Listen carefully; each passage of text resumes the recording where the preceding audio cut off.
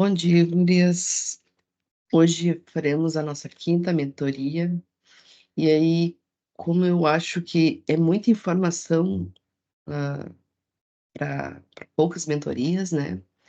Eu vou fazer uma revisão. Sempre antes de uma apresentação do Front-End Mentor, eu vou fazer uma revisão do que a gente viu, né?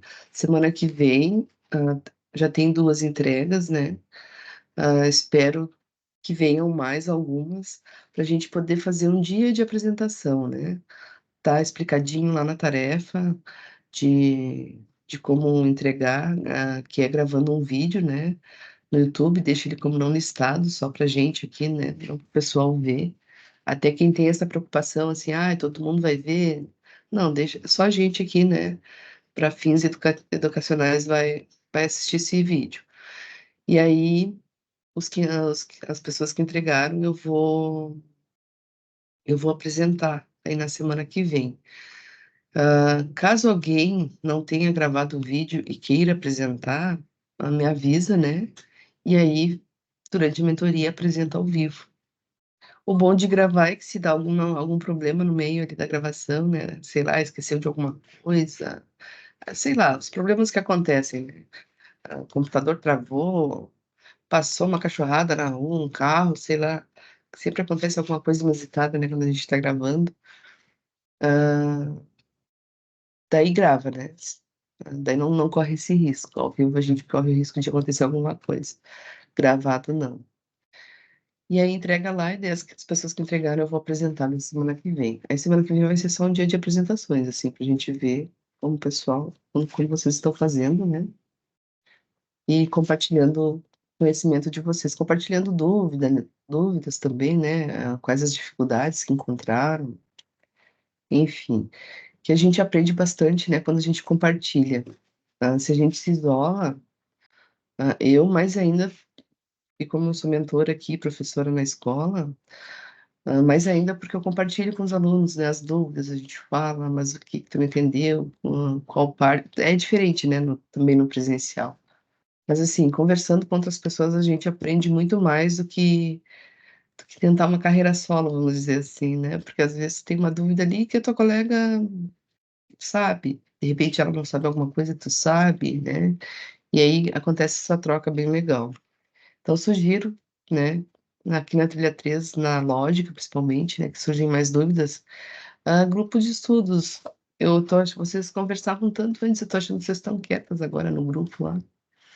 Eu sei que o tempo é curto, né, mas manter o Discord lá, fazer um grupo, né, para pegar um exercício e resolverem juntas, por exemplo, para irem tirando dúvidas. Eu vou comentar sobre o que a gente viu aqui na mentoria e no final eu vou mostrar algumas soluções e comentar, né? De repente, alguma dúvida ali que vocês tenham, eu possa solucionar, tá? Então vamos lá. Então, por que devemos ter conhecimentos sólidos em lógica de programação, né? Nossos tópicos de revisão, as etapas de um algoritmo, né? É muito importante a gente entender bem o que o algoritmo está pedindo e não tentar resolver ele de uma vez só na mente, né, primeiro, né, porque o que que é a lógica? É tu te deparar com um problema e pensar na solução.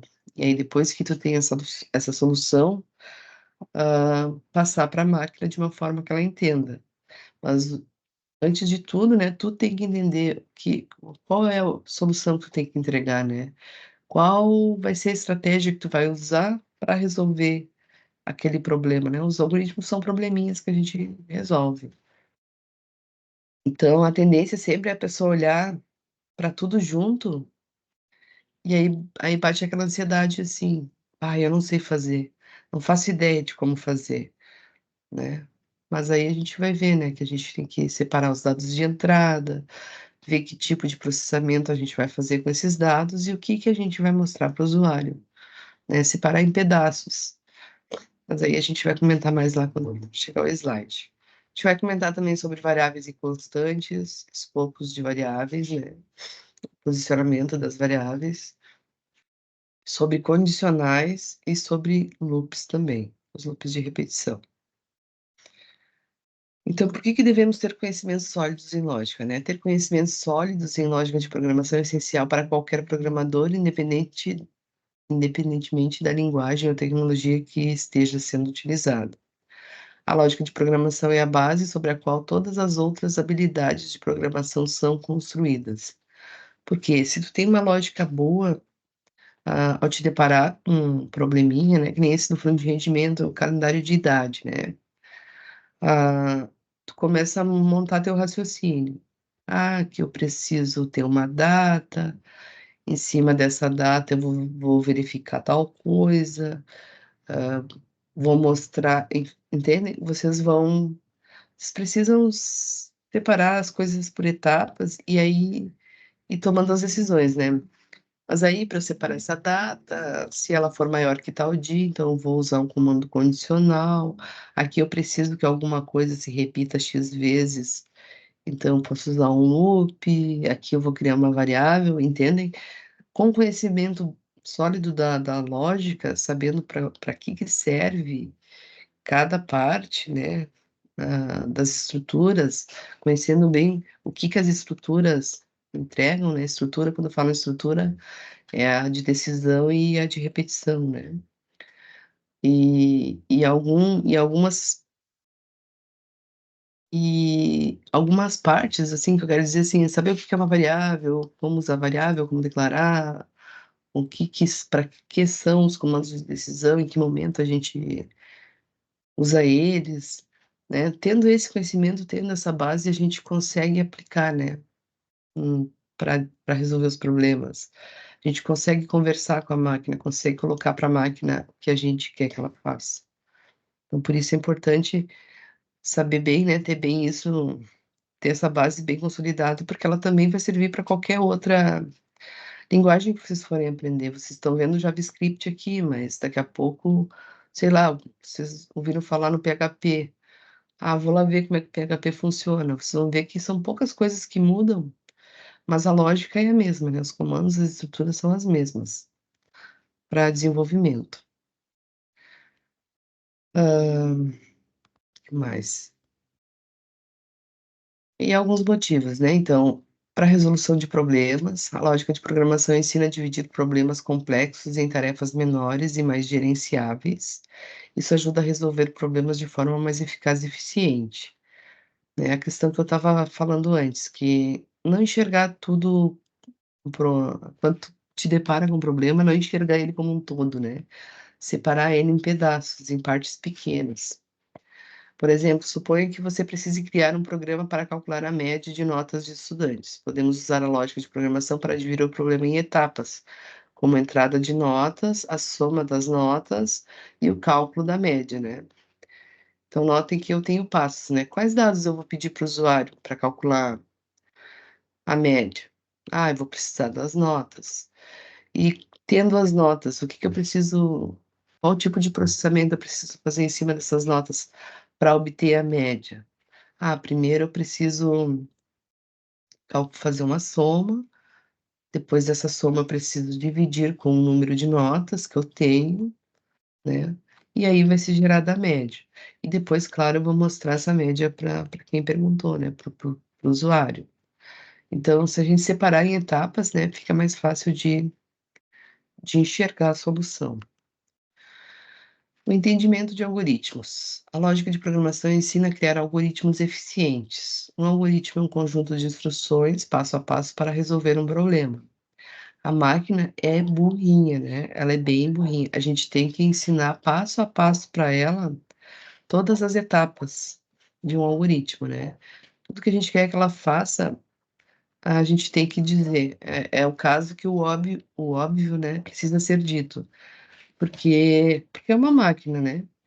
A inteligente é a pessoa que está usando, a máquina só vai seguir o que tu instruir, né, nada mais além disso. Um algoritmo simples para ordenar uma lista de números, né, por exemplo, como com o algoritmo de ordenação de bolha. É mais fácil de entender quando se possui conhecimentos sólidos em lógica de programação. Esse algoritmo de ordenação de bolha, vocês deem uma olhada na internet depois para vocês verem como é mais ou menos a lógica dele, né, que é uma lógica um pouco complexa, mas aí por etapas, que parecia tão impossível da gente resolver, né, fica mais fácil, dividindo em etapas. A economia de tempo e recursos. Programadores com boa lógica de programação podem escrever códigos mais limpos e eficientes. Isso economiza tempo e recursos de programação. Então, por exemplo, ao otimizar um algoritmo de pesquisa, pode-se economizar recurso do servidor e reduzir o tempo de resposta do sistema. Nessa questão aqui entra o clean code, né, que a gente vem ouvindo falar hoje em dia, que é tu escrever um código curto, inteligente, né. Claro que é que assim, a lógica funciona de formas diferentes para cada pessoa. A gente vai ver ali na apresentação da do dos dessa tarefa do front-end mentor, que eu esqueci o nome agora, mas vocês vão ver que uma pessoa vai ter uma estratégia de como montar e outra vai ter outra, e as 2 vão funcionar, né, porque cada pessoa tem a sua lógica, né, vai enxergar uma forma de chegar na solução do problema. Não existe uma regra assim: "Deve ser feito de tal maneira". Vai fazer parecido, porque é o mesmo problema, mas a lógica, né, de cada um vai ser diferente, tá. Prevenção de erros. Então a lógica de programação ajuda a evitar erros comuns, como loops infinitos ou problemas de lógica no código.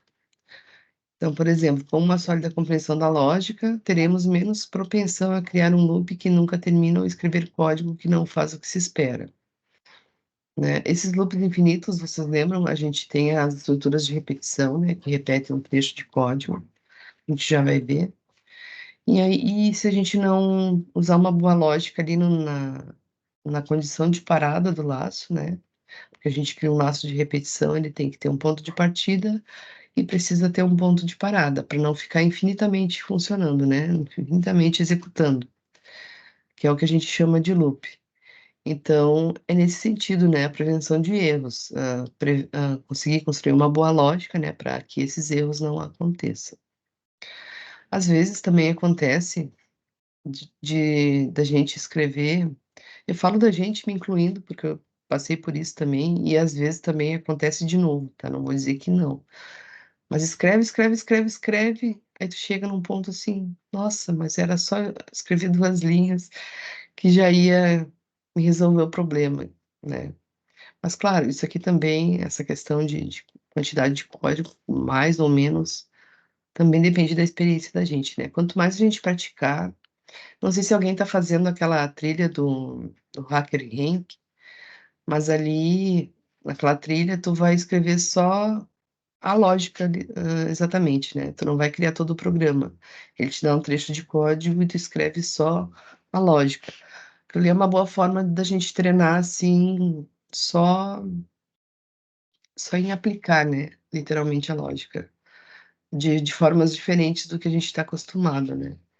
Quem não fez a trilha, faça que vocês vão ver, parece que a gente está fazendo o inverso, assim, tá aprendendo de uma forma diferente a lógica. Então é bem interessante aquela trilha, tá. Bem comprida também, então dá para praticar bastante, né. A adaptação a novas linguagens, então, sabendo bem a lógica, né, podemos facilmente aprender novas linguagens, que nem eu comentei antes, pois os conceitos fundamentais são transferíveis, né, são os mesmos. Se você domina a lógica de programação em uma linguagem como o Python, pode aplicar os mesmos princípios ao aprender uma linguagem como o JavaScript. A compreensão de estruturas. Então é fundamental para a lógica é fundamental para aprender estruturas de dados como arrays, listas ligadas, árvores e filas, né, que são assuntos que a gente vai ver ainda. Saber como escolher a estrutura de dados correta para armazenar e manipular informações é essencial para desenvolver aplicativos eficientes, né. Que é o que eu estava falando antes, né. Se tu entender bem como as estruturas o que que as estruturas entregam, né, tu consegue aplicá-las melhor. A resolução de problemas do mundo real. A lógica de programação não se aplica apenas à codificação, mas também à solução de problemas do mundo real, né. É o que a gente está vendo por aí hoje em dia, né. A gente tem solução praticamente para tudo, né. Muitas profissões exigem a capacidade de pensar logicamente. Um engenheiro que projeta um sistema de tráfego inteligente precisa pensar logicamente para otimizar o fluxo de tráfego com base em dados em tempo real, né. Então, essa questão da lógica, né, não se aplica somente a quem trabalha com informática, né, a gente tem outras profissões que também precisam usar a lógica e na nossa vida também a gente está usando a lógica, né, a gente vive um algoritmo infinito de tomadas de decisões e de loops de repetição, né. Se a gente parar para pensar, se a gente for transformar a vida da gente em código. Hã, outros exemplos de resolução de problemas do mundo real, né, por exemplo, em um supermercado, a lógica de programação é usada para controlar o estoque de produtos. Um programa pode ser desenvolvido para monitorar a quantidade de cada item disponível, registrar vendas, atualizar automaticamente o estoque e gerar pedidos de reposição, quando os níveis de estoque ficam baixos. Isso garante que os produtos estejam sempre disponíveis para os clientes e evita perdas devido a produtos desatualizados ou em falta, né. Então ali fica também, se a gente for parar para pensar e transformar isso em um algoritmo, né, não deixa de ter um loop ali, né, de repetição, para manter o estoque sempre atualizado, né, fazendo a entrada de dados, né, que seria a entrada de produtos, enfim. O que eu quero trazer com esses exemplos, assim, é que a gente pode, né, transformar tudo num algoritmo. O roteamento de entregas de uma empresa de logística, por exemplo. As empresas de logística utilizam algoritmos de roteamento que são baseados em lógica de programação para otimizar as entregas. Esses algoritmos consideram fatores como distância, tráfego, capacidade de veículos e horários de entrega para determinar a rota mais eficiente para motoristas. Isso economiza tempo, combustível e recursos ao mesmo tempo em que garante que as entregas sejam feitas no prazo, né. Então, quando a gente pensa na lógica, a gente não pensa em soluções só para nossa área, né, a gente vai criar soluções para qualquer área, né, que é o que está acontecendo agora, que a gente depende da tecnologia para tudo, né. Então, se a gente parar para pensar, a lógica está incluída em todos os momentos, né. Hã, um tráfego em uma cidade também, por exemplo, sistemas de controle de tráfego dependem fortemente de lógica de programação, sensores de tráfego, semáforos inteligentes e algoritmos de sincronização de semáforos são usados para melhorar o fluxo de tráfego, reduzir congestionamento e melhorar a segurança nas estradas. A lógica de programação ajuda a tomar decisões em tempo real, como ajustar os tempos dos semáforos com base no volume de tráfego, né. Então a lógica também está aplicada ali. E aí para quando a gente se depara, né, com esses exemplos que a gente comentou agora, né, de várias áreas diferentes, para a gente construir a solução, a gente tem que dividir os algoritmos em etapas. Então, a divisão do algoritmo em etapas de entrada, processamento e saída é uma prática fundamental na programação e na solução de problemas computacionais. Essa abordagem estruturada oferece vários benefícios significativos e como exemplo seguem algumas razões pelas quais é importante dividir o problema dessa maneira, né. Estava falando com vocês, tu te depara com: "Ah, faz um programa que controla o tráfego dessa rua aqui", né. O enunciado é bem curto, mas nesse enunciado curto, vai influenciar vários fatores, né, para a gente chegar lá numa solução. Então dividir esse algoritmo em etapas é pensar nesses fatores, né. Quais os dados de entrada que eu vou precisar, o que vão ser feitos com esses dados e o que eu vou mostrar para o usuário, né. Essas são as etapas que já vêm lá desde o início da informática, né. Então, em primeiro lugar, né, a gente tem que ter clareza e compreensão. Então, dividir um algoritmo em etapas torna o código mais claro e fácil de entender. Cada etapa tem um propósito específico, o que facilita a compreensão tanto para o programador que escreve o código, quanto para outros que podem precisar revisá-lo no futuro, né. Então, a gente também tem que pensar que o que a gente cria, outras pessoas também vão olhar, né. Então, às vezes, o que parece óbvio para a gente pode não ser para outra pessoa. Então, principalmente quando a gente trabalha num time, numa empresa, né, a gente tem que ser claro, tem que comentar o código, né, porque ninguém é insubstituível. Se tu sair, outra pessoa entrar, outra pessoa tem que continuar o teu trabalho. Então, a gente não vai ser egoísta, né, de: "Não, era só meu". Não, a gente está trabalhando num time, então a gente faz documentação, a gente comenta, né, deixa o mais claro possível. Então isso é particularmente importante em projetos de desenvolvimento de software em equipe, nos quais várias pessoas podem colaborar no código, né. E aqui estão as etapas, né, entrada, processamento e saída que a gente viu lá no início. Uma resolução de problemas mais eficaz. A divisão em etapas ajuda à resolução de problemas complexos, permitindo que nos concentremos em cada parte do problema de forma isolada. Isso simplifica a abordagem de desafios difíceis, pois podemos resolver cada parte individualmente antes de combiná-las para criar a solução completa. Reutilização de código. Quando as etapas de entrada, processamento e saída, né, então, sempre se a gente olhar desde começar a ler sobre a informática desde lá do início, né, sempre existiram as 3 etapas, né, então por isso a gente fala que pegue o problema, né, por mais difícil que ele pareça, divida ele em entrada, né, que são os dados que tu vai utilizar, processamento e saída. São claramente definidas, quando elas são definidas, né, podemos reutilizar partes do código em outros projetos ou em diferentes partes do mesmo projeto, né, que foi da onde surgiu a ideia de frameworks, né, a gente tem, bibliotecas, a gente vai ver uma aqui que é o Bootstrap, né, lá para vocês que faz estilização de páginas, que tem muita coisa pronta já. E que tu não precisa recriar. Por exemplo, tu quer usar um botão verde no teu código. Tu não precisa fazer o código desse botão verde lá do zero, tu já tem frameworks que já tem isso pronto, né, que é só tu pegar e utilizar no teu código.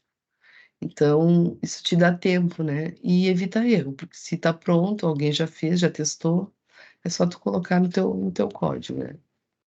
Então isso economiza tempo e esforço, pois não será preciso reescrever o mesmo código repetidamente. Ou sei lá, tu construiu uma lógica super complexa, né, para resolver determinada coisa. Tu não vai precisar desenvolver ela toda de novo, né, tu pode simplesmente reutilizá-la, mudar alguns dados, né. Hoje em dia tudo gira em cima de tempo, né, tempo, tempo, tempo, então a gente tem que economizar tempo e principalmente esforço, né, porque a gente vai ficar forçando se a gente já tem pronto. A manutenção mais fácil. Então, quando precisar fazer alterações em um algoritmo, a divisão em etapas facilita a identificação de onde as modificações são necessárias. Mas como é que eu faço essa separação? Com comentários, né? Por exemplo, vocês podem comentar o código lá, entrada de dados, aí vocês começam a fazer as leituras dos dados. E aí comenta, né, cada linha. Então, quando vocês forem fazer a manutenção, mesmo você sendo a gente sendo o dono do programa, às vezes a gente esquece por que que a gente fez determinadas coisas, né. Então comentar o código é uma ótima prática para a gente relembrar e para fazer manutenção se precisar. Então isso reduz o risco de introduzir erros em outras partes do código e torna a manutenção do software mais eficiente. Até porque se não tiver comentado, a gente vai ter que ler todo o código de novo, né, vai ter que fazer tentativas. Então, bem importante a gente já deixar comentado, documentado. A testabilidade aprimorada. Então, cada etapa do algoritmo pode ser testada separadamente para garantir que ela funcione corretamente.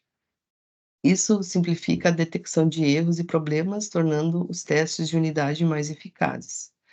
A gente pode transformar tudo em pequenas funções, né? E depois ir chamando essas funções.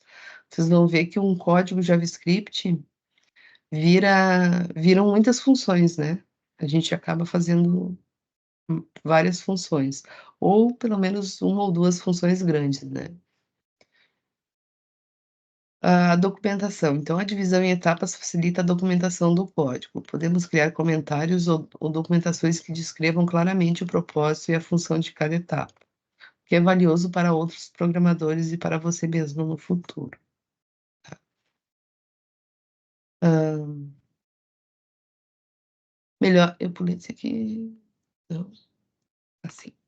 A melhor reação à mudança. Se os requisitos do problema mudarem, né? Se alguns dados do algoritmo mudar, é mais fácil ajustar uma parte específica do algoritmo quando ela está dividida em etapas.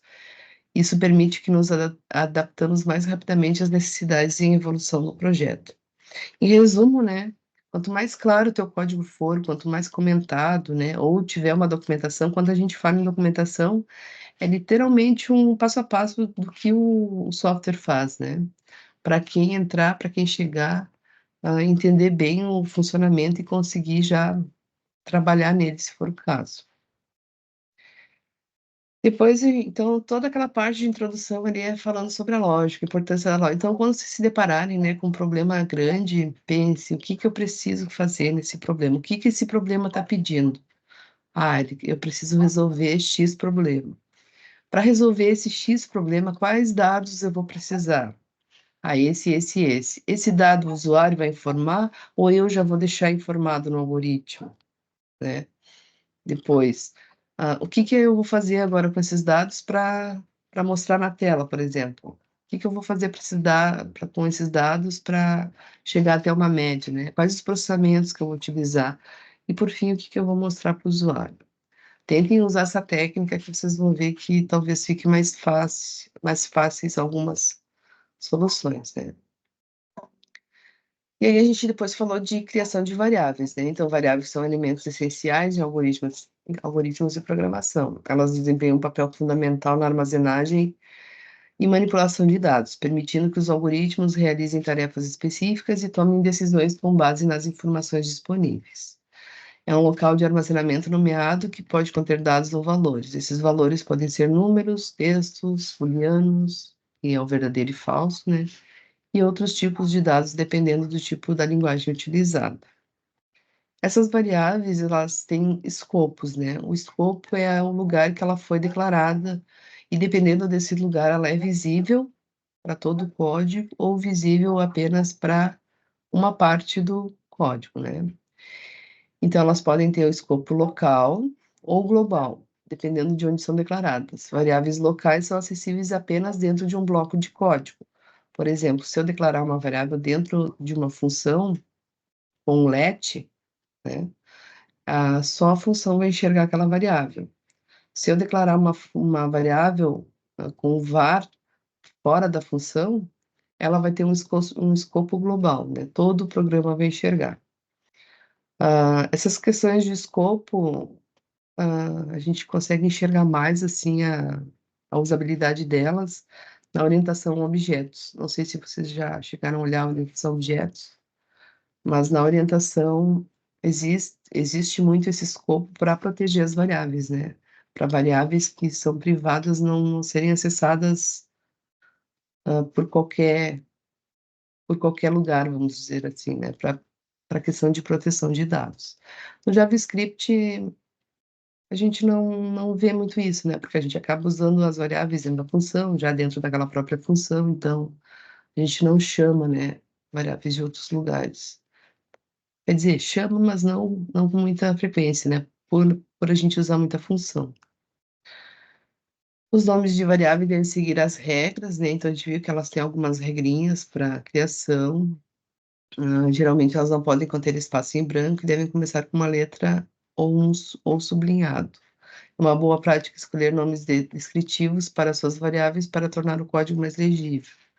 Então, eu mexo com os meus alunos, né? Eu tenho programadores alfabéticos, porque quando eles vão fazer um algoritmo, eles começam assim, A, B, C, declarando as variáveis, variável A, variável B, variável C, D, e assim eles vão descer do alfabeto.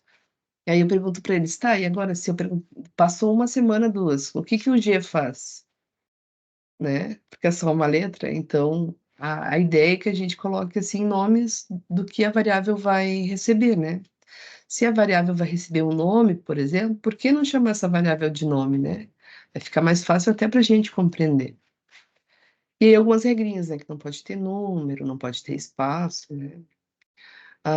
Além de variáveis, também existem constantes, que são valores imutáveis que não podem ser alterados após a sua atribuição, né? Então, os tipos de variáveis, né? A gente tem as variáveis que vão receber vários valores durante a execução de um programa, vão mudar, né, o seu conteúdo, e aquelas variáveis que a gente define uma constante e ela vai usar apenas aquele valor, né, em todo o desenvolvimento, né, em toda a execução do programa. Só vai mudar o valor se o programador for lá e mudar, né? O usuário atribui um valor diferente, mas do contrário, essa variável do tipo constante não vai mudar. A gente usa, por exemplo, um algoritmo que esteja calculando o π, né? Não tem por que eu ficar digitando π toda hora, né? Ou pedindo para o usuário informar. Já posso definir uma constante com o valor do π e só usar essa variável, né, com esse valor. Depois a gente viu os condicionais, né, que são estruturas que fazem o algoritmo tomar decisões, né, de fluxo, ou executa uma parte de um código ou executa outra parte, né? Nunca vai executar essas duas partes ao mesmo tempo. É como se a gente criasse dois caminhos, né? Dois fluxos. Ou se acontecer determinada coisa, se verdadeiro executa X, se falso executa Y, vamos dizer, né?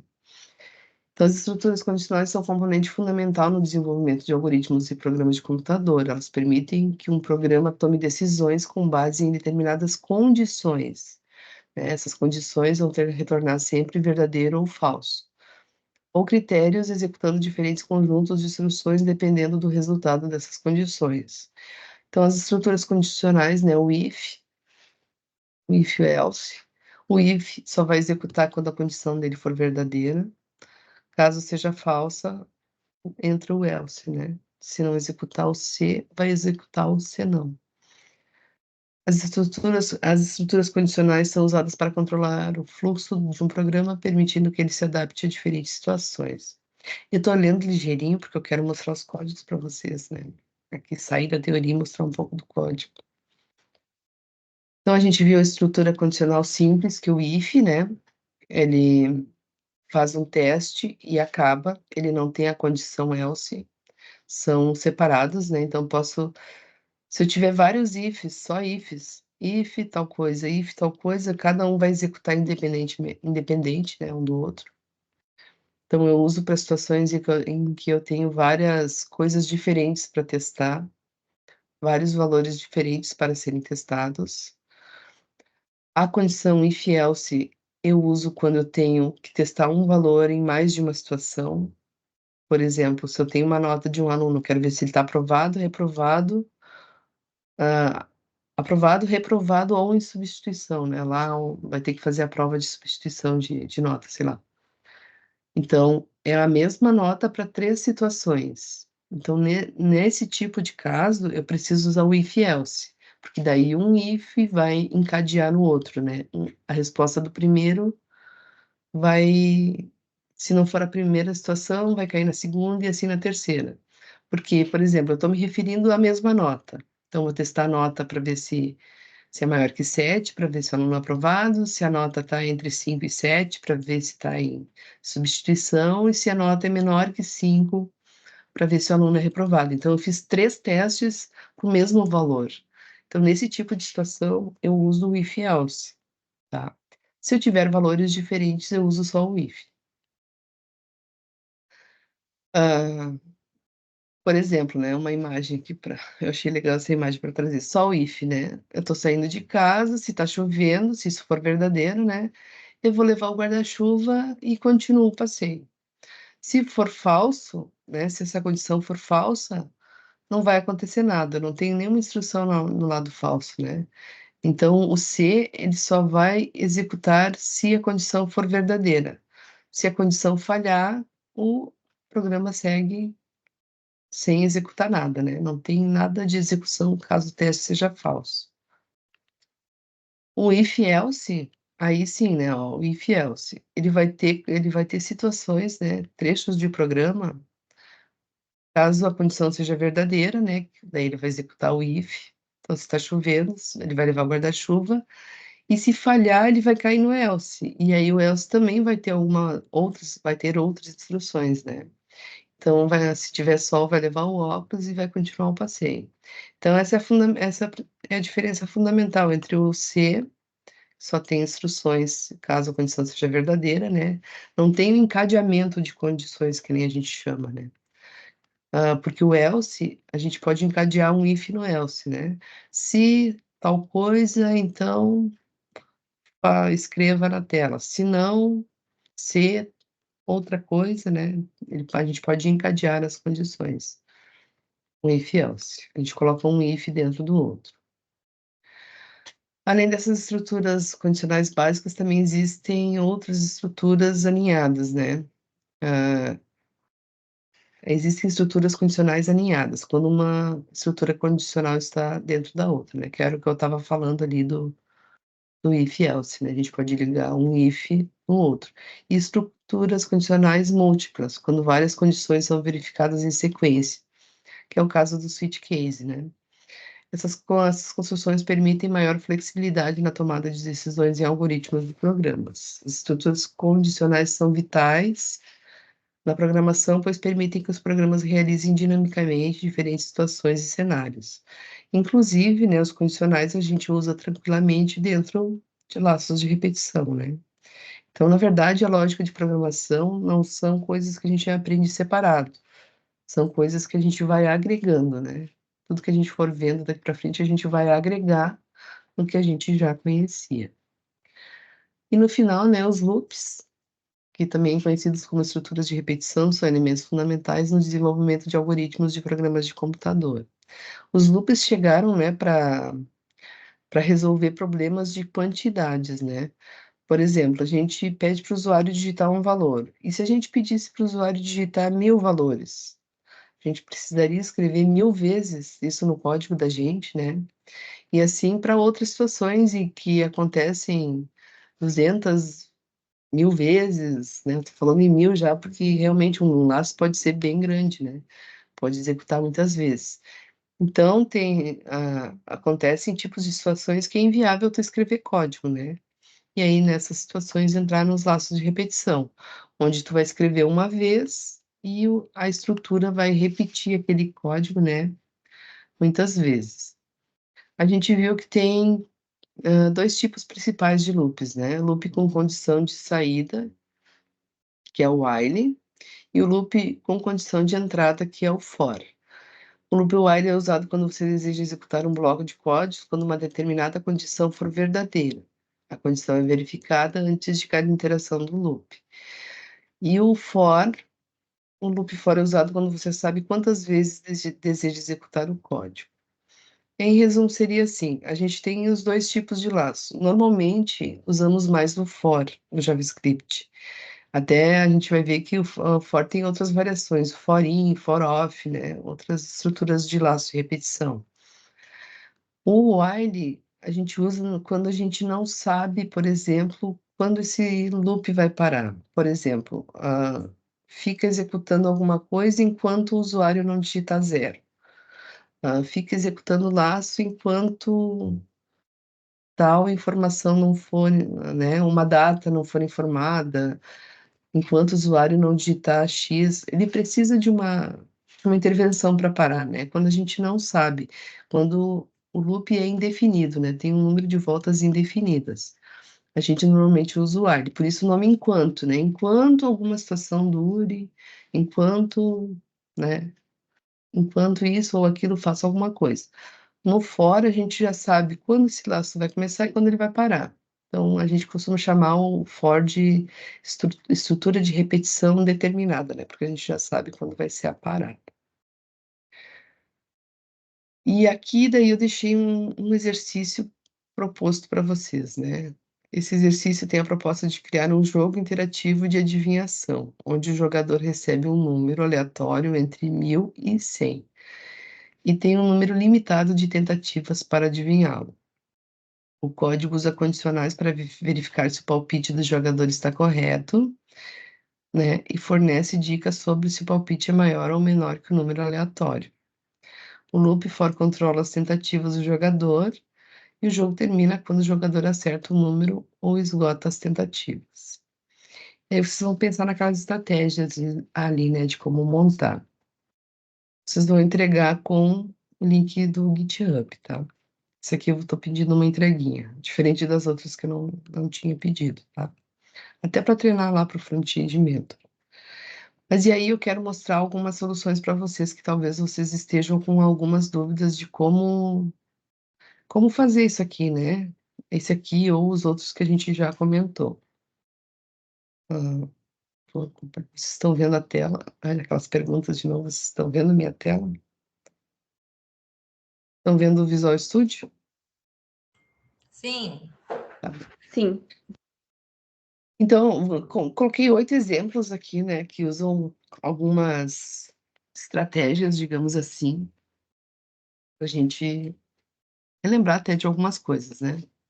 Então, por exemplo, se eu quero só mostrar alguma coisa na tela, eu posso colocar um script, né? Aqui eu fiz uma coisa que a gente depois vai ter que começar a mudar, né? Quando o código é muito grande, de colocar o JavaScript em um arquivo separado.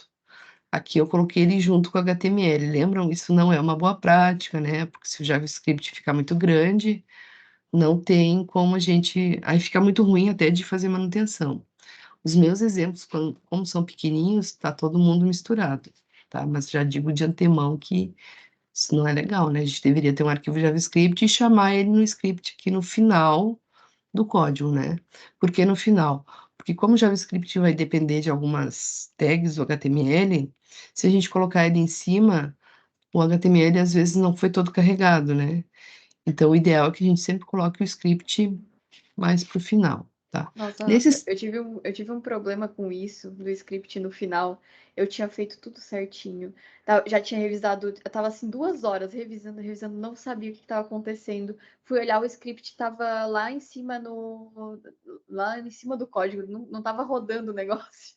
Porque ele Então, ele não tinha os dados ainda, né, para poder executar o nunca JavaScript, ia né? rodar, né? É, então. Mas isso a gente vai aprendendo, né, na prática, não, não, todo mundo passa por isso, né? Então, né, se eu executar esse aqui, né, só para mostrar, né? Esse aqui é só um alerta, né, na tela e vai mostrar o texto do site. Então, bem simples, nada demais. Só um alert dentro de um script. Nesse segundo aqui, eu já tenho um botão, né, que vai chamar uma função para executar alguma coisa. Então, assim que a gente começa a brincar com JavaScript, né? De novo, né? Tá aqui meu script no meio do HTML, mas o que eu tenho aqui? Um título, um script no meio, misturado aqui, dentro do head, né? E depois no body só um H1 e a chamada desse botão. Como é que isso fica na tela? Quando eu clicar aqui, ele vai chamar o alerta, né, para mostrar na tela. Então, nada demais, né? Vou ter a função. Isso aqui, tá, vocês já entenderam, né? Que tinha que estar no arquivo, não vou ficar repetindo. Mas nesse script eu tenho uma função que se chama clique, não tem nenhum parâmetro, né? Ela não está recebendo nenhum valor externo, por isso está vazio. E dentro dessa função ela só vai executar esse alerta. Lá dentro do meu HTML, né? Em algum momento eu quero chamar essa função para executar o que ela tem que fazer. Como o próprio nome já diz, né, uma função vai ter uma função, ela vai executar alguma coisa. E é aqui que entra também aquela jogada que a gente estava falando antes de separar em vários trechos, né? Eu posso ter pequenas funções executando determinadas coisas, que aí vai ficar mais fácil de eu fazer manutenção caso alguma partezinha não esteja funcionando, né? E depois chamá-las, né, no código. Então, nesse caso aqui, o botão, né, só vai chamar essa função. Esse onClick é um evento. Lembram lá do Trilha 2, teve uma parte que a gente falou muito dos eventos, né? Que é quando, né, houver um clique do mouse e chamar essa função para executar. Depois, aqui eu já trouxe uma estrutura de condição, né? Os condicionais, os ifs que a gente vem falando. Então, vamos analisar esse código aqui. O que eu tenho no meu ah, HTML? Só um H1 com o nome do exercício, tá? E toda a lógica desenvolvida aqui no meu script. O que esse script faz? Ele vai usar um prompt para pedir para o usuário digitar um valor, 3 valores, na verdade, né? Esse valor que o usuário digitar já vai ser atribuído diretamente à variável, e aí eu já posso testar logo em seguida, ó, se o número 1 for maior que o número 2, nos operadores relacionais, né, e o número 1 maior que o número 3, esse aqui é um operador lógico que faz a junção de testes, né, eles têm uma regra, o e para o if executar, toda essa condição tem que ser verdadeira, né. Então, quando eu uso o e, ele me força a ter essa condição verdadeira e essa verdadeira, porque o operador e só retorna verdadeiro se todas as condições que estiverem envolvidas, né, com ele forem verdadeiras. E o ou, ao contrário, o ou, se uma das duas fossem verdadeiras, já seria suficiente para ele retornar verdadeiro e o if executar. Como aqui eu quero obrigatoriamente que tudo seja verdade, eu estou usando o e, tá? É por esse motivo. Ah, então, por exemplo, se esse número 1 que o usuário digitou for maior que o número 2 e o número 1 maior que o número 3, então o primeiro número informado é o maior, né? Else, como eu estou me referindo aos mesmos valores, né, para testar, eu vou usar um if encadeado, eu vou ligar um no outro, né, porque continuo falando dos mesmos números aqui em cima, não são testes separados, né, de coisas separadas. Então, se não, se, né, daí aqui eu estou encadeando um if no outro. Quando eu uso o se não se, eu estou ligando este if a esse. Ligando no sentido de fazer testes em cima dos mesmos valores, né. Então aqui no segundo, se o número 2, né, testando o número 2 agora, for maior que o número 1 e o número 2 for maior também que o número 3, então o segundo número formado é o maior, né. Notem que a gente fala então, mas o então não está escrito em lugar nenhum, né, está implícito. Se então, né, executa, nesse sentido. E por fim, né, a gente não precisaria ter feito o teste, mas fiz só para a gente ver, porque se o número 1 não foi o maior e o número 2 também não for o maior, pela lógica, o número 3 seria o maior, né. Mas também não tem problema nenhum se a gente testar também o número 3. Então, se o número 3 for maior que o número 1 e o número 3 maior que o número 2, o terceiro número informado é o maior. E manda uma mensagem, aí cria uma variável chamada mensagem que vai receber os strings são iguais ou nada foi informado, né. E coloco essa variável num alerta, né, caso isso aconteça, para o usuário. Então como isso ficaria na tela, né. Como a gente está aprendendo front-end, né, a gente vai criar lógica junto com o front, né, sempre junto com o front, ó. Então vou informar um primeiro número aqui, vou colocar 200, o segundo 100, o terceiro 20. O primeiro número informado é o maior, né, então foi capturados os valores foram testados, e o retorno, né, aqui a gente fez a entrada, processamento e saída, ó, dá para ver bem direitinho aqui a entrada, processamento e saída. A entrada, os dados, né, que o programa vai receber, o processamento, ele testar, né, para ver qual é o maior, e a saída para o usuário mostrando, né, o resultado de que o terceiro número informado é o maior. Deixa eu só fechar isso aqui. Depois, o 4. A gente vai estourar o tempo de novo, tá, vai passar uns minutinhos aí. Aqui eu também tenho um outro programinha usando um if else, né, só que com algumas coisinhas diferentes, por exemplo, esse snank que é número. Então, o que vai acontecer aqui? Eu estou criando uma variável idade que está recebendo um parse int prompt. Vocês viram que o anterior não tinha, né, esse método antes, aqui estava recebendo o número direto. Aqui eu quero que converta o valor, porque quando a gente pega um valor do prompt, ele vem como string, né. Como eu estava comparando string com string lá no if, não tinha problema, mas se eu quiser fazer alguma outra coisa com esse valor, se eu quero que esse número seja um número inteiro, por exemplo, eu tenho que fazer a conversão dele. Então no JavaScript a gente tem vários métodos, né, Por exemplo, esse parseInt vai parsear, vai transformar o que o prompt capturar, né, que vai ser a idade. Até vou tirar isso aqui para ficar perguntando sua idade, não. Vai transformar essa idade aqui que vai capturar num número inteiro. E aí sim eu vou testar se essa idade aqui no caso, né, é um número válido. Se não é um número, se isso aqui não for um número, né, se por algum motivo falhar, vai mandar mensagem que o número informado não é válido. Se a pessoa digitar um caractere também, alguma coisa do tipo. Então é como se fosse não, é um teste, né? A gente já tem que começar também a pensar em testes. Será que o usuário realmente informou o que deveria, né, de forma correta? Que daí entra a história dos logins, né? Login e senha. Quando o usuário for digitar seu login e sua senha, isso precisa ser testado para ver se o login está correto e se a senha, né, que está cadastrada está correta também. Então, isso a gente chama de testes, né? A gente começa já aqui fazendo pequenos testes, para daí depois lá no futuro, né? Quando criar uma API e tal, a gente precisa fazer testes maiores.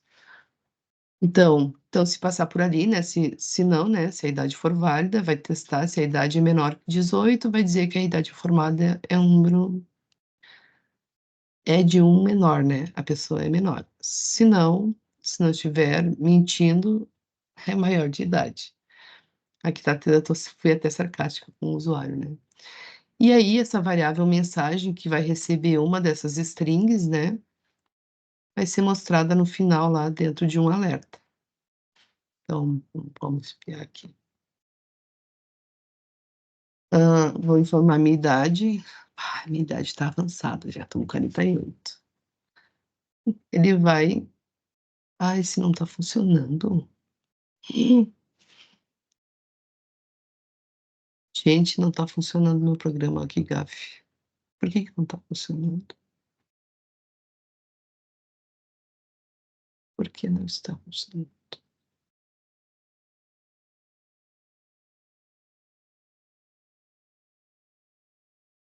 Como a gente está avançado, eu não sei por que ele não está mostrando esse alerta aqui, tá?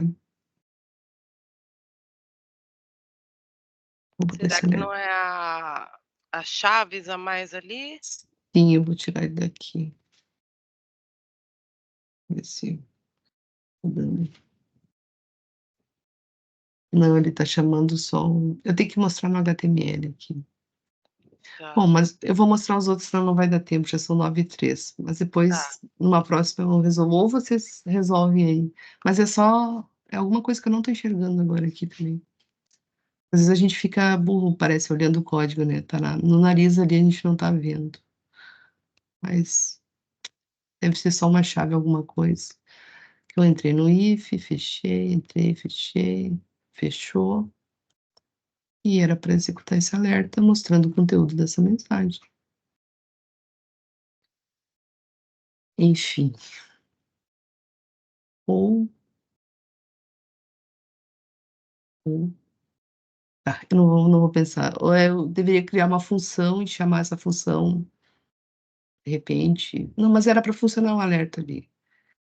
Tá, mas não funcionou. Deixa para o Enfim. desafio para a gente resolver. É, porque isso acontece, às vezes tá certo, mas aí alguma coisinha ali, uma vírgula que eu não tô vendo, tá atrapalhando e que nem a menina falou antes ali, que era só uma E coisinha. é isso mesmo, às vezes é uma bobeira e a gente não consegue enxergar. Não tô enxergando, olha, realmente eu não tô enxergando. Acontece. Matei a programadora agora, tá. Mas agora só falta os outros não funcionarem também, né. Esse aqui vai calcular uma média, né, então vai pedir os 3 valores, vai transformar para inteiro também, e eu pretendo que mostre o alerta, né, com a média calculada, mas eu testei isso ontem, gente, antes de montar isso aqui, mas enfim. Que a média dos números informados eu também consigo fazer um cálculo matemático direto dentro de um alerta, né. Eu não preciso criar uma variável para armazenar esse valor e depois mostrar. Eu já consigo mostrar tudo dentro de um alerta, né, então eu vou rezar para ele mostrar. Primeiro número, 4, 5. A média dos números esse funcionou bonitinho. né? Então, eu posso fazer tudo. Aquilo ali eu devo ter mexido em alguma coisa, mas vamos esquecer. Será que aquele trechinho que você tirou fez a É, diferença? tu tirou o 18 ali, eu acho, do comentário. Ah, Não, não tem não, problema. esse 18 aqui, ele ia aparecer só dentro do... Do alert. Deixa eu dar um Ctrl Z aqui. Mensagem, né? Era mensagem. Não era para mudar nada. Olha, ele só aparece aqui dentro já, ó, para a pessoa sobrescrever. Ai, mas lembra só com a gente que dá o ver, claro que não. mundo é humano. Que dá BO, né? Pode dar em qualquer lugar, né? Mas aí esse quinto aqui, ó. Então eu posso, né, fazer um cálculo matemático dentro de um alerta. Só que aí esse valor que foi gerado da média lá, não vai ser guardado em lugar nenhum, né? Eu vou calcular de novo aqui. Vamos ver se eu dou a idade. Aqui.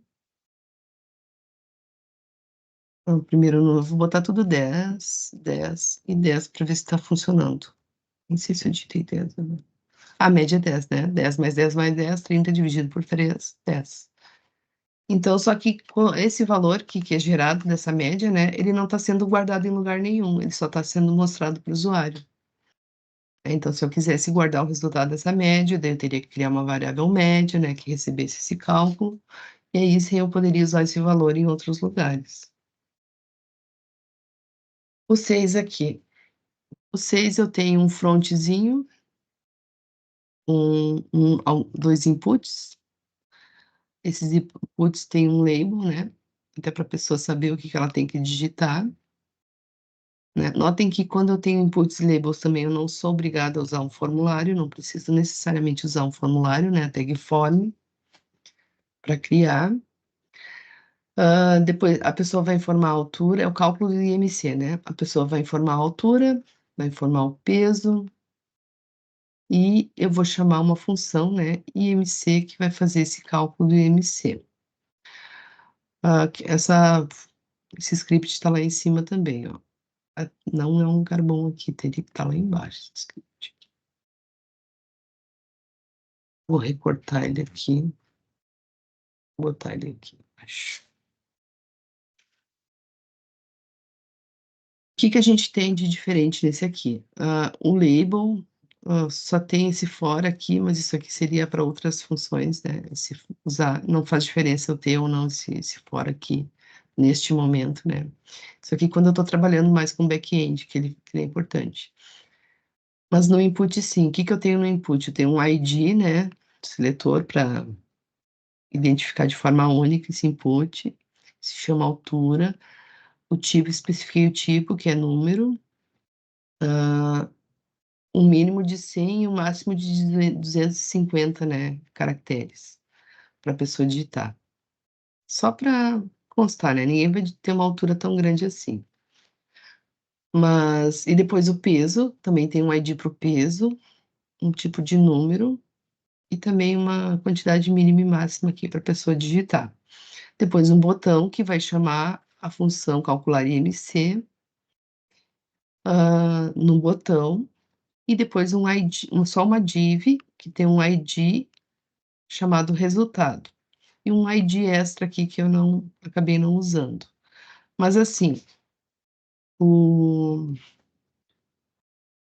que eu coloquei só um ID perdido aqui dentro de uma div? Porque eu quero mostrar o resultado que esse botão calcular dentro nesse espaço que eu criei, né? Nesse espaço desta div aqui.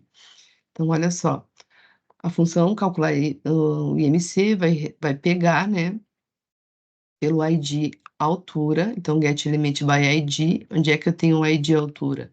Tenho o ID altura aqui no ID desse input, né? Então, por isso, get element by ID, o ID que eu quero pegar, e o que eu quero pegar? Eu quero pegar o valor desse ID, então, por isso, ponto value. Para o peso, a mesma coisa, vou pegar, através do documento, né, do DOM, o elemento ID, chamado peso, pegando o valor desse ID, né, que a pessoa vai informar. Eu estou falando assim desse jeito só para ficar mais fácil de a gente entender, né, que quando a gente diz get element by ID, eu estou pegando um ID e não só... Eu estou me referindo a esse ID, estou pegando um valor desse ID, tá? Depois eu faço o cálculo aqui da altura. Altura dividido por 100. Lembram lá nos operadores no início que eu posso fazer essa contração aqui, né? Altura recebe altura dividido por 100. Eu posso escrever dessa forma resumida, né? Contraída. Aqui eu tenho a variável IMC, que vai receber o peso dividido pela altura multiplicada pela altura, e estou fixando 2 casas decimais, né? Para mostrar esse valor apenas com 2 casas decimais. E depois estou retornando, né, para esse resultado do IMC. Então, ó, eu aqui agora estou usando, no lugar do ponto velo, o ponto inner HTML. E tenho essa div só com esse ID, que se chama resultado do IMC. Então, com o inner, eu estou devolvendo lá para o ID resultado IMC, o IMC que eu calculei aqui, tá? Então, claro que aqui está sendo formatado, né, uma frase bonitinha para mostrar para o usuário. Então, o IMC, o strong, né, que vai deixar mais tipo em negrito. Estou contraindo, né, não estou somando, estou concatenando com a variável, com o conteúdo, né, que vai ter na variável IMC, para mostrar de uma forma mais bonitinha para o usuário. E aqui eu tenho uma tabela pré-formatada. Quando eu uso essa tag pré, ele mostra o texto exatamente como eu descrevi aqui. Então, é uma forma de mostrar alguma coisa, né? Não bonita, né? Vocês estão vendo que aqui a gente não tem CSS. Então, tá bem rústico, vamos dizer assim, né? Então, por exemplo, aqui, minha altura é 1,71, meu peso... meu peso é 100. Não consigo sair do 100, gente. É feia a coisa. E vou calcular o IMC. Meu IMC é 34,2. Então, de 30 a 39 é obeso, né? Então, eu tô bem acima do peso. Então, funcionou bonitinho, né? E aqui nesse IMC, ó, é o que eu fiz aqui, essa formatação que eu fiz aqui, ó. Né? Tô devolvendo lá para o lugar do meu HTML, que tem um ID resultado IMC, que é essa div aqui. Estou devolvendo o valor para essa div, né? Com esse formato aqui, concatenado. Então, o strong vai deixar em negrito, né? Então, por isso apareceu o IMC e o valor do IMC aqui na tela. Por isso que apareceu em negrito, né? Mais forte. Né? Então, são coisinhas que eu posso usar, assim, estratégias que eu posso usar para mostrar, né? E para desenvolver a lógica. A lógica, no final das contas, não é difícil. Pegar valor, fazer um cálculo matemático e mostrar para o usuário, né? Depois que a gente acostuma, assim, no primeiro momento a gente parece, nossa, que é isso? Meu Deus, que horrível, não sei fazer, mas a gente, conforme a gente vai praticando, a gente vai pegando alguns truquezinhos, né? E não fica mais tão difícil de desenvolver. Esse aqui. Esse aqui, ele faz a soma dos números múltiplos de 3 e de 5 menores que 1000. Então, ele vai somar todos os múltiplos de 3 e vai somar todos os múltiplos de 3 de 0 até 1000. Então, como é que eu posso fazer isso?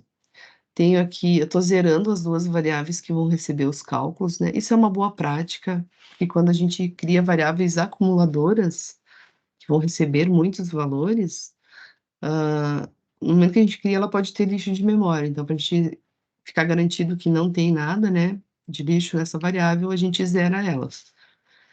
Então, vou criar um for, que vai partir do zero e vai ir até 1000, né? Então, isso aqui é um laço de repetição de contagem determinada, onde eu sei o início e onde eu sei o fim. Claro que o for também tem a propriedade length, né? Mais adiante a gente vai ver isso, que ele também consegue se adaptar ao tamanho das coisas. Em vetores, por exemplo, eu posso dizer que um for vai percorrer do início até o final do vetor, né? E aí eu vou usar uma palavra específica aqui para determinar o valor disso. Mas aí a gente vai falar disso de novo. Por enquanto, né, gente está começando a ver os laços, então eu disse que ele vai começar em 0 e vai parar em 1000 e vai contar de 1 em 1, e mais, né. Então o item 0 vai testar se o i é menor que 1000, verdade, porque o for também vai executar só enquanto isso aqui for verdade, né, então 0 é menor que 1000, e vai incrementar em 1. Então, nesse caso aqui, 0 dividido por 3 não é igual a 0, ele vai fazer o teste. Eu não sei se vocês lembram, mas, essa forma de escrever aqui é como se eu fosse escrever apenas um if, né. É aquela forma contraída da gente escrever os ifs, é ternário, me É esqueci o nome. ternário. Isso, mas é alguma coisa ternário, né, eu só me lembro do ternário também. Então o que que É ele só vai ternário mesmo, eu acho. mas eu chamava ele de outra coisa, assim, pra me lembrar, mas enfim, é o ternário, isso aí. Então ele vai fazer um teste, né, se ele vai testar se esse i aqui do for, por cento 3, operador por cento, ele retorna o resto de uma divisão, né. Se eu colocasse só a barra aqui, ele retorna o quociente, lembram? Divisor, dividendo, quociente. O porcento, ele retorna o resto da divisão. Então, só vai, ter resto 0 os números divididos por 3, né. Então, o 0 não vai ser, o 1 não vai ser, o 2 não vai ser, o 3 vai ser. 3 dividido por 3, o resto é 0, 0 é igual a 0, né, vai dar verdadeiro, vai retornar o i, né, porque se for falso vai retornar 0 aqui e não vai somar nada. Então ele vai ficar nesse loop, né, de 0 até 999, né, porque o i é menor que 1000. 1000 não é menor que 1000, quando ele for 1000 ele já não vai executar. E aí vai mostrar na tela, o somatório dos múltiplos de 3 vai somar o que a variável múltiplos acumulou, porque notem também que antes do operador ternário tem o mais igual aqui, né, então isso aqui quer dizer que está acumulando, né, que é o que a variável vai receber ela mesma mais o novo valor que for dado aqui nessa condição do operador ternário. Vai mostrar na tela, e vai mostrar os somatórios dos múltiplos de 3 e 5 também, que são os 2. Essa parte aqui não tá implementada. Como é que aparece na tela? É que assim, gurias, às vezes a gente tá numa correria aqui e tá fazendo, e eu queria fazer alguns, assim, tá assim, ó, tá ali, tá só passou o somatório dos 2, né. Então esse aqui só mostra na tela, né, o que eu queria mostrar ali era e aí fiquei pensando o que que eu poderia mostrar para elas diferente, assim, né, de peculiaridades, e aí a gente dá uma viajada. Ah, claro, tá somando, ó, tá aqui, ó, no meio, ninguém viu, ó, nem eu. Mas é que eu fiz isso aqui já estava tarde, tá, mas só para me redimir aqui. Então aqui vai mostrar o conteúdo da variável múltiplos 3, aqui vai mostrar o da múltiplos 5, e aqui vai fazer o somatório dos 2, tá. E mostrar na tela. Como tá num document write, né, o document write também mostra na tela, não é só o alert que mostra, né, de repente porque o alert às vezes incomoda, né, a gente toda vez que a página recarrega, o alert fica mostrando, mostrando, mostrando. O documento, o document write, ele escreve na página, né, então por isso que ele só escreveu aqui já de forma direta. Então uma forma também que eu tenho de mostrar dados na tela. 9h20 já, gurias. E o último aqui, o 8, tá. Então aqui também eu tenho uma função que vai pegar uma string e vai inverter o valor dela. Então, por exemplo, se eu escrever meu nome, essa função vai inverter meu nome e vai escrever meu nome de trás para frente na tela. Então essa função se chama inverter, também coloquei ela em cima, ó. Mas o ideal seria ela ficar que nem eu coloquei esse aqui, tá, lá no finalzinho, não este. Aqui, esse aqui antes do body, né, lá no final. A professora dá os conselhos e não segue, né, mas enfim, vamos lá, coisa séria. Essa função inverter, ela vai ter uma variável chamada nome, né, que nem eu falei, a variável nome que vai receber o nome. Então, como diriam os árabes, né, é auspicioso a gente ter o nome da variável com que ela vai receber. Então aqui eu estou pegando, né, lá o valor que vai ser colocado no ID nome. Então aqui nesse input eu tenho um ID nome, né. Por que que eu fico repetindo, né, porque é importante tu saber aonde tu tá pegando, da onde tu tá pegando e como tu vai mostrar, né, isso. Como, por exemplo, esse aqui, né, este, este. Qual que eu mostrava o ID na tela? E sumiu aquele do ID? Era do IMC, né, cadê o IMC?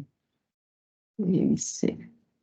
Esse aqui do IMC, ó. Lá no HTML eu mostrava, né, eu tinha um espaço para eu mostrar, eu abri esse ID aqui, essa div, só para poder mostrar um conteúdo na tela, né. Só um espaço para mostrar, não tem nada escrito aqui, ó, então esse ID está invisível lá no site, né. Se eu colocasse alguma coisa aqui, aí apareceria lá. E aí na hora que eu renderizasse ia aparecer o resultado mais isso aqui, né. Não quero, eu quero que apareça só o resultado do IMC. Então por isso que eu criei esse espaço. E esse último aqui vai inverter, então a função inverter, né, vai pegar o nome que for colocado lá naquele ID lá do input, o valor, né, daquela variável. E depois eu estou criando outra variável que está recebendo nada aqui, né, está vazia, então quando é string, para eu me garantir que essa variável esteja vazia, eu vou botar abre e fecha aspas. Se eu quisesse colocar número, eu colocaria 0, né, como é string, eu estou botando só as strings vazias. E aí eu estou percorrendo o fórum. Ah, eu usei aqui, ó, que eu queria também, né, a gente também pode usar dessa forma o fórum. Eu tenho uma variável i, que vai ser o tamanho do nome, né, então nome.length. Que isso vai dizer para o laço? Percorre o nome até ele chegar no final. E esse -1 é porque antes de terminar, ele tem que parar uma posição antes de terminar. E que é posição, Rafa? Por que posição? Porque quando a gente cria um string, ele põe esse string como se ele colocasse num vetor, né. É uma letra depois da outra, assim, é como se fosse uma variável composta, né, de vários elementos. Então quando eu boto length, eu estou dizendo para o laço assim: "Percorre esse nome até o final -1". Então ele vai terminar de percorrer, vai até o A, se fosse Rafaela, né, hã e vai cair fora do A, e aí -1 para ele voltar para o A, para ele mostrar até o A. Não sei se vocês conseguiram entender. Por isso o -1, né, então length, então percorre todo o tamanho, ele percorre todo o tamanho e sai fora, daí o -1 para ele voltar, para ficar na última posição. E enquanto esse i for maior ou igual a 0, né, quando ainda tiver alguma coisa para percorrer, ele vai decrementar, então ele vai fazer uma ordem inversa, né, não vai mais, não vai incrementar de 1 em 1, ele vai vir diminuindo 1, porque eu quero escrever isso de forma invertida. E aí o nome invertido, né, que é aquela variável que eu criei, vazia lá em cima, vai receber, vai acumular, né, a variável nome mais a posição i. A posição i vai percorrer de letra em letra, né, e invertida, então ele vai vir escrevendo de trás para frente. E vai retornar o nome invertido. Lá no meu HTML eu tenho uma função, eu vou chamar essa função dentro de um alerta, tá. Por que que eu escrevi isso aqui eu não sei, tá, mas, quando eu clicar no botão ele vai mostrar o nome de forma invertida. Não tem nada a ver o nome do meu botão aqui, né, mas, por que eu botei esse nome no botão, eu não sei, até vou arrumar isso aqui porque tá feio, né. É o nome ao Ah, contrário, ô Rafa, que você colocou. É o isso nome inverter invertido, tá vendo? é verdade, é verdade. Eu acho que foi Mas por isso. podia ser só inverter, né, para o usuário, no caso eu, ficou confuso. Porque depois eu não me lembrei na hora que eu tinha tu vê, ó, eu pensei nisso, devo ter pensado nisso na hora, né, e agora só olhando eu não me lembrei Isso, acho que foi disso. tipo de teste que você deve ter colocado ali, Tipo de teste? Tipo, para testar se vai sair a resposta exata, sei lá. Invertido ou não. É. Mas, né, era só botar invertendo. Para que eu escrevi invertido antes, eu não sei. Porque, ó, agora ficou mais legal para o usuário, né? O usuário vai digitar um valor aqui, vou digitar um nome aqui, Rafaela, e vou mandar inverter, fica mais lógico, não sei por quê. Mas... E quando eu clicar no botão, ele vai me mandar um alerta, porque está dentro de um alerta com o meu nome de trás para frente. Aleafar. Tá? Então, eu quis trazer alguns exercícios, né? Só para a gente não ficar também só falando, né? A gente não aprende só falando, só ouvindo alguém falar, a gente tem que fazer. Então, aqui tem algumas estratégias, né? Para vocês também, caso alguém não tenha conseguido resolver algum dos outros probleminhas que eu tinha colocado, de repente, olhando para esses aqui, vocês conseguem, né? Agora, enxergar uma solução, tá?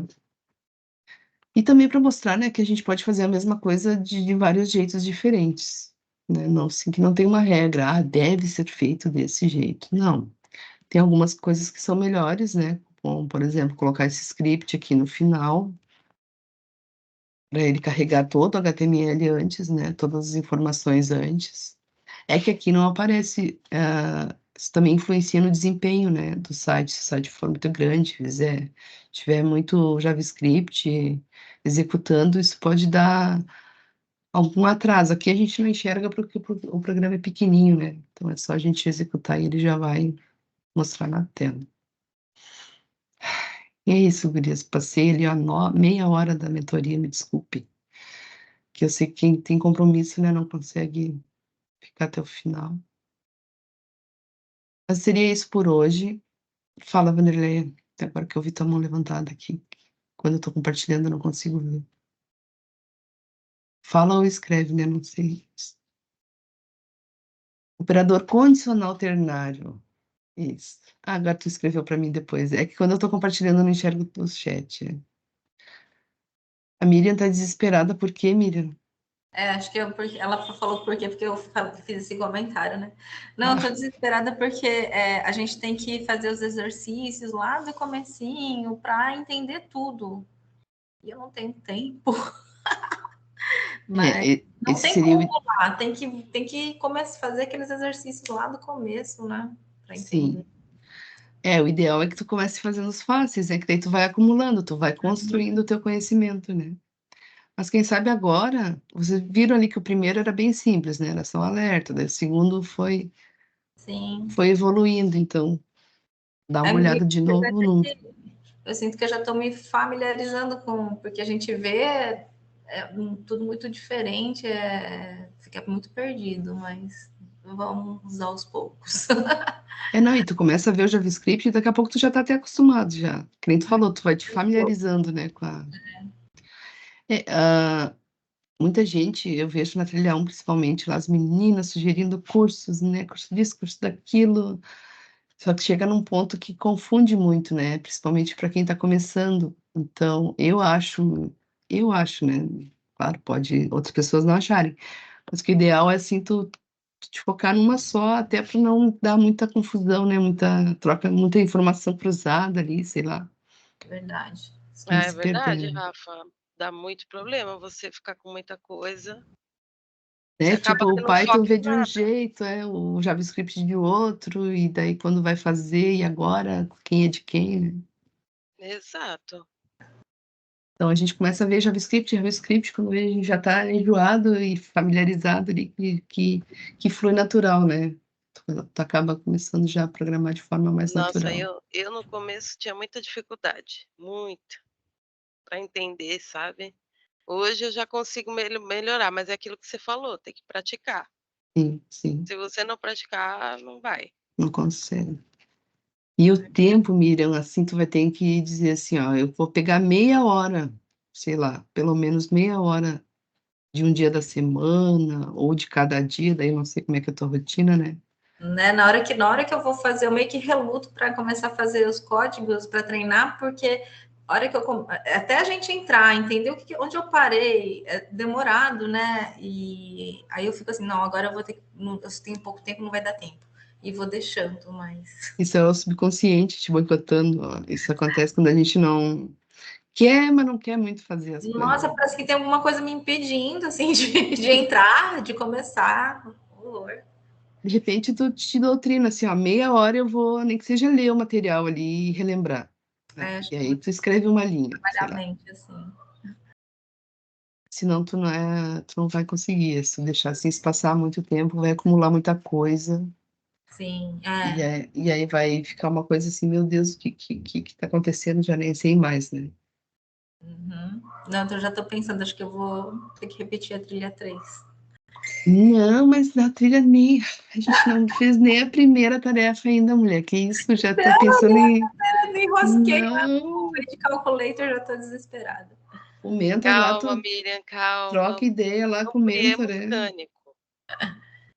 Isso Que nem aí. te falei lá no início, pô, coloca no mentor lá o que tu conseguiu fazer e pede ajuda.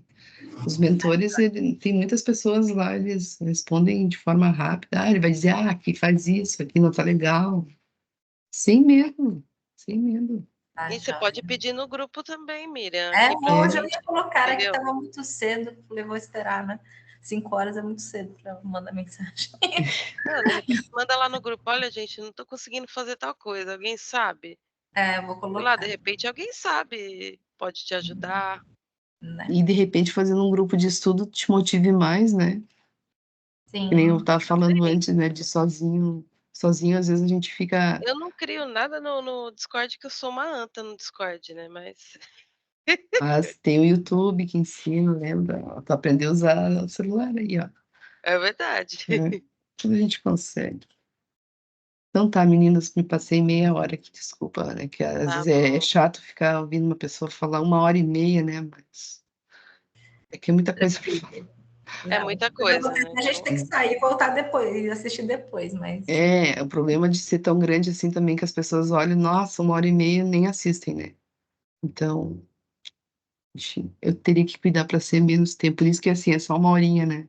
Para ficar fácil para as pessoas entenderem o recado e tal, enfim. A gente fica te distraindo antes de começar a gravar, né? Atrapalha. A gente começou a gravar 8h10, mas é mas muito mesmo assim, conteúdo, né, é, Rafa? Não é, adianta, não tem que tem outro jeito. passar.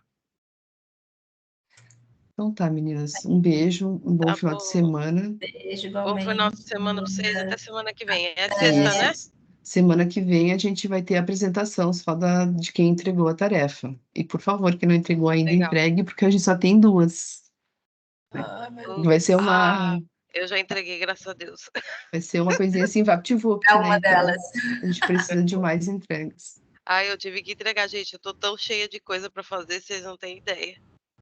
Aí o que eu Eu, consigo, vou tirando da fila. O sim, mais rápido sim. possível. Tapa na minha cara. Gente, valeu por Beijo, tudo. gurias. Beijo, meninas. Sexta-feira nós Fiquem Bom com conversamos. final Deus. de... Até semana que vem. Até. Até. Tchau, tchau. Tchau. Obrigada, Rafa. Beijo. Imagina. Beijo.